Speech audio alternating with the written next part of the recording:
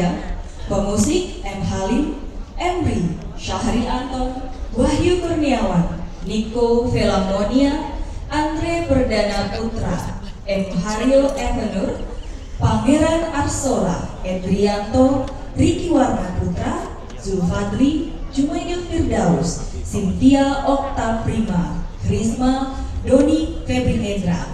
Alat musik yang dipakai yaitu gandang tambua, rawai, canang, aguang, ganto, pupui batang padi, saluang, dan sarunai. Unggan Bamulah.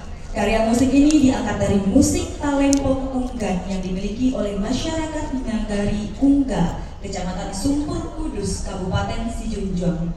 Terjadinya interaktif bunyi talempong Unggan dengan beberapa jenis instrumen lainnya dalam karya ini seperti gandang tambua, canang, aguang ganto, pupui batang padi, saluang, dan sarunai adalah menggambarkan egosentrisme masyarakat lokal yang tertaklukkan dengan sikap bijaksana dalam mendudukkan suatu persoalan, terutama dengan cara bamulah atau minta pendapat orang lain.